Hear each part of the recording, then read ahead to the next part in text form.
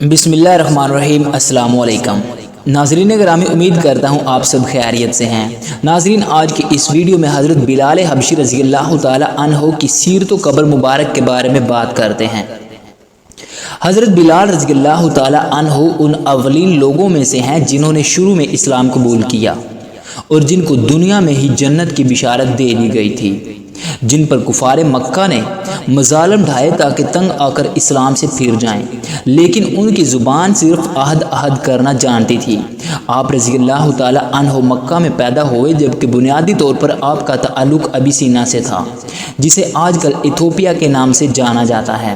آپ رضی اللہ تعالی عنہ رسول اکرم صلی اللہ علیہ وآلہ وسلم کے 3 برس بعد پیدا ہوئے، اور آپ رضی اللہ تعالی عنہ کا پورا نام بلال بن ابی رباح ہے۔ ان کی والدہ کا نام روایات میں حمامہ آیا ہے۔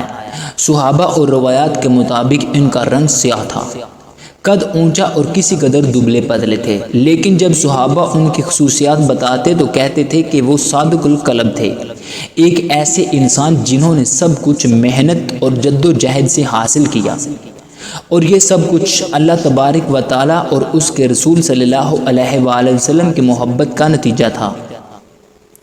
آپ صلی اللہ علیہ وآلہ وسلم کی جانب سے حضرت بلال رضی اللہ تعالی عنہ کو 2 لقب دیے گئے تھے، یا 2 طرح کی خدمات تھیں جو خود آپ صلی اللہ علیہ وآلہ وسلم نے حضرت بلال حبشی رضی اللہ تعالی عنہ کو سونپے۔ ایک الحسن، یعنی حضرت بلال رضی اللہ تعالی عنہ آپ صلی اللہ علیہ وآلہ وسلم کے ذاتی خزانچی تھے، اور دوسرا لقب جو آپ رضی اللہ تعالی عنہ کا ہے وہ مؤذن، یعنی مؤذن رسول صلی اللہ علیہ وآلہ وسلم ہے، جو کہ سب بخوبی جانتے ہیں۔ ایک حدیث میں رسول اکرم صلی اللہ علیہ وآلہ وسلم نے حضرت بلال حبشی رضی اللہ تعالی عنہ کو تمام مؤذنوں کا سردار کہا، تو دنیا میں قیامت تک جہاں بھی اذان دی جائے گی، حضرت بلال حبشی رضی اللہ تعالی عنہ ان تمام مؤذنوں کے سردار ہیں۔ حضرت بلال رضی اللہ تعالی عنہ کا تعلق بنی جوہر سے تھا۔ ان کی والدہ ایک غلام تھی جن کو امیہ بن خلف نے خریدا تھا۔ امیہ بن خلف اسلام کا سخت دشمن تھا اور حضرت بلال حبشی رضی اللہ تعالی عنہ پر طرح طرح کے مظالم ڈھاتا تھا تاکہ وہ اسلام سے پھر جائیں۔ عرب کی تپتی دوپہر میں ان کو گرم ریت پر لٹا دیا جاتا تھا اور ان کے سینے پر ایک وزنی چٹان رکھ دی جاتی تھی، اور ان سے کہا جاتا تھا کہ اسلام چھوڑ دو، لیکن ان کی زبان سے صرف عہد نکلتا تھا۔ یہی امیہ بن خلف غزوہ بدر میں ایک قیدی بن کر آیا تھا اور حضرت بلال حبشی رضی اللہ تعالی عنہ کے ہاتھوں قتل ہوا۔ قتل کے وقت حضرت بلال حبشی رضی اللہ تعالی عنہ کی زبان پر عہد تھا۔ رسول اکرم صلی اللہ علیہ وآلہ وسلم ان تمام مظالم سے آگاہ تھے۔ آپ صلی اللہ علیہ وآلہ وسلم نے صحابہ کو فرمایا، کیا کوئی ایسا نہیں جو بلال رضی اللہ تعالی عنہ کو خرید کر آزاد کر دے؟ حضرت ابو بکر صدیق رضی اللہ تعالی عنہ امیہ بن خلف کے پاس گئے اور اس سے پوچھا کہ بلال کو کتنے میں بیچو گے؟ اس نے سونے کے 10 سکوں کا مطالبہ کیا۔ حضرت ابو بکر صدیق رضی اللہ تعالی عنہ گھر گئے اور سونے کے 10 سکے لے کر امیہ کو دیے، جس پر امیہ ہنس پڑا اور کہنے لگا، خدا کی قسم اگر آج تم ضد کرتے تو میں بلال کو سونے کے 1 سکے کے بدلے فروخت کر دیتا۔ حضرت ابو بکر صدیق رضی اللہ تعالی عنہ نے فرمایا، اگر آج تم ضد کرتے اور مجھ سے بلال کے بدلے سونے کے 100 سکے بھی مانگتے تو میں وہ بھی دے کر بلال کو آزاد کر دیتا۔ حضرت بلال رضی اللہ تعالی عنہ کو آزاد کرنے کے بعد حضرت ابو بکر صدیق رضی اللہ تعالی عنہ کہتے تھے، بلال میرے آقا ہیں۔ رسول اکرم صلی اللہ علیہ وآلہ وسلم کی ہر مہم، ہر غزوہ میں حضرت بلال رضی اللہ تعالی عنہ آپ صلی اللہ علیہ وآلہ وسلم کے ساتھ رہے۔ آپ رضی اللہ تعالی عنہ ان 7 صحابہ میں سے ہیں جنہوں نے اپنے اسلام کا اعلان کیا۔ حضرت بلال رضی اللہ تعالی عنہ ہمیشہ بات کرتے ہوئے یہی کہتے کہ رسول اکرم صلی اللہ علیہ وآلہ وسلم نے یہ فرمایا، رسول اکرم صلی اللہ علیہ وآلہ وسلم نے وہ فرمایا۔ ناظرین، آپ صلی اللہ علیہ وآلہ وسلم فرماتے تھے، بھلا کوئی بھی بات مجھ سے منسوب کر کے کہیں تو اس کے بارے میں کسی شک میں مت پڑنا۔ حضرت بلال رضی اللہ تعالی عنہ ان اصحاب میں سے ہیں جن کو دنیا ہی میں جنت کی بشارت دے دی گئی تھی، اور یہ ایک وجہ ہی کافی تھی کہ لوگ ان کے بے پناہ عزت کرتے، ان کی تعریف کرتے، اور جب ایسا ہوتا حضرت بلال حبشی رضی اللہ تعالی عنہ اپنے سر کو جھکا لیتے۔ جاننے والے جانتے تھے کہ ان کی تعریف کی جا رہی ہے، لیکن سر کو جھکا کر حضرت بلال رضی اللہ تعالی عنہ کی آنکھوں سے اشک جاری ہوتے تھے۔ وہ کہتے تھے، میں تمہیں بتاؤں میں کیا ہوں؟ میں ایک حبشی ہوں، اور میں ایک غلام تھا، اور ایک غلام ہوں اللہ کا غلام۔ ایک بار قبیلے کے کچھ لوگ رسول اکرم صلی اللہ علیہ وآلہ وسلم کے پاس آئے اور کہا کہ اے اللہ کے رسول صلی اللہ علیہ وآلہ وسلم، میری بیٹی کی شادی کسی سے کر دیں۔ آپ صلی اللہ علیہ وآلہ وسلم نے فرمایا، بلال کے بارے میں کیا خیال ہے؟ وہ لوگ پھر آئے، پھر کہا، رسول اکرم صلی اللہ علیہ وآلہ وسلم، میری بیٹی کی شادی کسی سے کر دیں۔ آپ صلی اللہ علیہ وآلہ وسلم نے فرمایا، بلال کے بارے میں کیا خیال ہے؟ وہ لوگ تیسری بار اب پھر آئے اور پھر یہی کہا۔ آپ صلی اللہ علیہ وآلہ وسلم نے پھر جواب دیا کہ بلال کے بارے میں کیا خیال ہے، جو کہ ایک جنتی ہے۔ ایک حدیث میں ہے کہ جنت حضرت بلال حبشی رضی اللہ تعالی عنہ کا انتظار کرتی ہے۔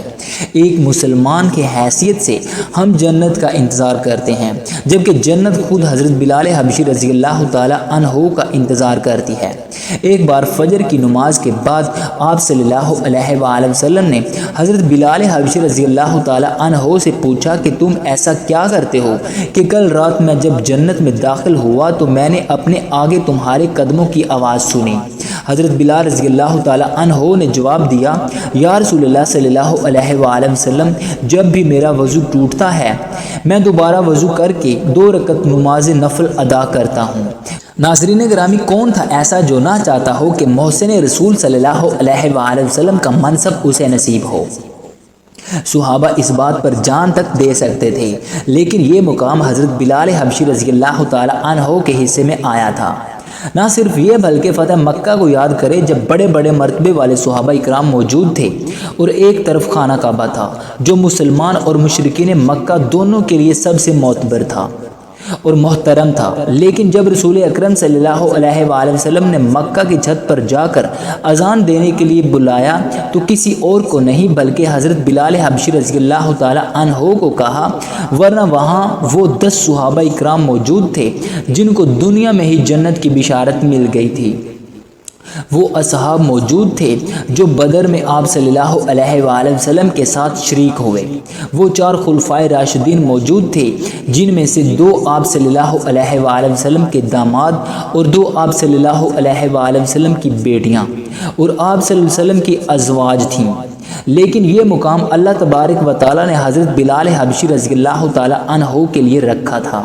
ایک صحابی نے ایک بار حضرت بلال رضی اللہ تعالی عنہ کو ایک حبشی عورت کا بیٹا کہہ کر بلایا جو حضرت بلال رضی اللہ تعالی عنہ کو گراں گزری۔ آپ رضی اللہ تعالی عنہ رسول اکرم صلی اللہ علیہ وآلہ وسلم کے پاس آئے اور ساری بات بتائی۔ آپ صلی اللہ علیہ وآلہ وسلم نے ان صحابی سے فرمایا کہ تمہارے اندر اب تک زمانہ جاہلیت کی باتیں موجود ہیں۔ آپ صلی اللہ علیہ وآلہ وسلم نے فرمایا، میں جتنا ایک سفید عورت کا بیٹا ہوں اتنا ہی ایک کالی عورت کا بیٹا بھی ہوں۔ ناظرین گرامی، حضرت بلال حبشی رضی اللہ تعالی عنہ اذان دیتے وقت جب اشہد ان محمد الرسول اللہ صلی اللہ علیہ وآلہ وسلم پر آتے تو آپ صلی اللہ علیہ وآلہ وسلم گھر سے نکل کر مسجد کی طرف آتے تھے۔ پھر جب علالت کا وقت آیا اور آپ صلی اللہ علیہ وآلہ وسلم سے امامت کے لیے آیا نہ جا سکا تو حضرت بلال رضی اللہ تعالی عنہ خود آپ صلی اللہ علیہ وآلہ وسلم کو بلانے جاتے۔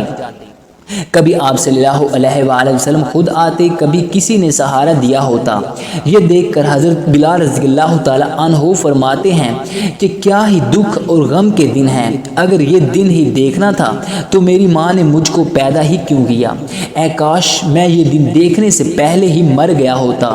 پھر یوں بھی ہوا کہ حضرت بلال رضی اللہ تعالی عنہ اذان دیتے ہوئے غم سے بے ہوش ہو گئے۔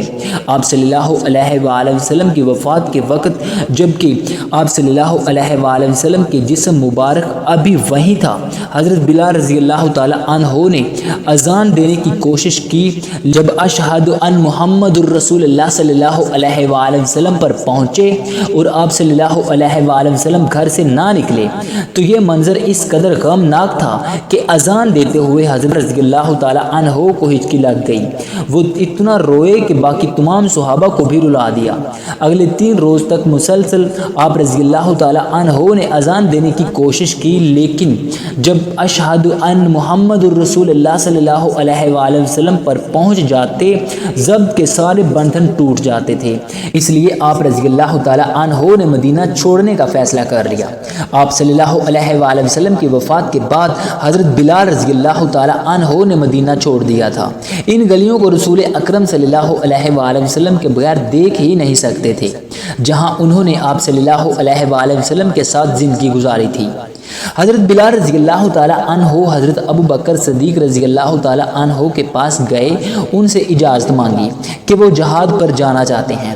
حضرت ابو بکر صدیق رضی اللہ تعالی عنہ نے فرمایا کہ مت جاؤ، مجھے تمہاری ضرورت ہے۔ لیکن حضرت بلال رضی اللہ تعالی عنہ نے جواب دیا کہ اے ابو بکر، اگر آپ نے مجھے اپنے لیے خرید کر آزاد کیا تھا تو میں رک جاتا ہوں، اور اگر اللہ تبارک و تعالیٰ کے لیے آزاد کیا ہے تو مجھے جانے دیجیے۔ یہاں سے آپ رضی اللہ تعالی عنہ جہاد کے لیے روانہ ہو گئے۔ پھر ایک رات ایک خواب دیکھا۔ خواب میں رسول اکرم صلی اللہ علیہ وآلہ وسلم فرما رہے تھے کہ بلال، تم نے میرے پاس آنا چھوڑ دیا۔ حضرت بلال رضی اللہ تعالی عنہ نے اسی وقت مدینہ منورہ جانے کا ارادہ کیا اور مسجد نبوی صلی اللہ علیہ وآلہ وسلم میں حاضر ہوئے۔ حضرت حسن و حسین رضی اللہ تعالی عنہم نے دیکھا تو اذان دینے کی فرمائش کی۔ حضرت بلال رضی اللہ تعالی عنہ نے ٹالنا چاہا، لیکن رسول اللہ صلی اللہ علیہ وآلہ وسلم کے نواسوں کی فرمائش تھی۔ اذان شروع کی، مدینہ میں کوہرام مچ گیا۔ کچھ نے کہا کہ کیا رسول اکرم صلی اللہ علیہ وآلہ وسلم واپس آ گئے؟ لوگ اتنا روئے کہ داڑھیاں تر ہو گئی تھیں۔ کہتے ہیں مدینہ کی فضا اس سے زیادہ سوگوار پہلے کبھی نہ ہوئی تھی۔ یہ واقعہ آپ صلی اللہ علیہ وآلہ وسلم کی وفات کی کافی بعد پیش آیا۔ حضرت بلال رضی اللہ تعالی عنہ نے دوبارہ کوشش کی کہ مدینہ میں ہی رہیں، لیکن وہ مدینہ کو آپ صلی اللہ علیہ وآلہ وسلم کے بغیر دیکھنا ہی نہیں چاہتے تھے، اس لیے واپس چلے گئے۔ پھر بیت المقدس فتح ہوا اور وہاں کے لوگوں نے اس شرط پر شہر کی کنجیاں دینے کی حامی بھری کہ خود حضرت عمر رضی اللہ تعالی عنہ آئیں اور صلح کی شرائط طے کریں۔ یہ تمام بڑے صحابہ موجود تھے۔ جب سب نے حضرت بلال رضی اللہ تعالی عنہ سے دوبارہ اذان کی فرمائش کی، حضرت بلال رضی اللہ تعالی عنہ بمشکل مانے اور اذان دی۔ رسول اکرم صلی اللہ علیہ وآلہ وسلم کی وفات کی یاد تازہ ہو گئی۔ وہ خود بھی روئے اور تمام موجود صحابہ بھی روئے۔ یہ 2 ہی بار تھا جب رسول اکرم صلی اللہ علیہ وآلہ وسلم کے علاوہ کسی اور کے کہنے پر حضرت بلال رضی اللہ تعالی عنہ نے اذان دی۔ اس کے بعد حضرت بلال رضی اللہ تعالی عنہ کی اذان نہ تو فرش والوں نے سنی نہ عرش والوں نے۔ یہ فخر صرف حضرت بلال بن ابی رباح کو حاصل ہے کہ جنہوں نے خانہ کعبہ میں، مسجد نبوی صلی اللہ علیہ وآلہ وسلم اور مسجد اقصی میں تینوں جگہ اذان دی، تینوں جگہ توحید کا اعلان کیا۔ حضرت بلال رضی اللہ تعالی عنہ کی وفات کے وقت جب ان کی بیوی نے یہ کہا کہ کیا ہی غم کا وقت ہے، تو حضرت بلال رضی اللہ تعالی عنہ نے فرمایا نہیں، یہ بہت خوشی کا وقت ہے۔ کل میں رسول اکرم صلی اللہ علیہ وآلہ وسلم سے ملوں گا، اپنے ساتھیوں سے ملوں گا۔ حضرت بلال رضی اللہ تعالی عنہ دمشق میں 20 ہجری میں اس دنیا کو چھوڑ کر اپنے محبوب سے جا ملے۔ ان کی کوئی اولاد نہ تھی اور نہ ہی ان کی کوئی جائیداد تھی۔ اصل میں فخر کے باعث وہ اپنے پیچھے کچھ نہ چھوڑ کر گئے سوائے اذان کے، جو قیامت تک تمام مسلمانوں کو ان کی یاد دلاتی رہے گی۔ آپ رضی اللہ تعالی عنہ نے 20 ہجری میں دنیا فانی کو خیر آباد کہا۔ کم و بیش 60 برس کی عمر پائی، دمشق میں باب صغیر کے قریب مدفون ہوئے۔ ہماری دعا ہے کہ اللہ رب العزت حضرت بلال حبشی رضی اللہ تعالی عنہ کے درجات عالی کو مزید بلند فرمائیں اور اپنے شایان شان جنت الفردوس میں اعلیٰ مقام عطا فرمائیں۔ آمین۔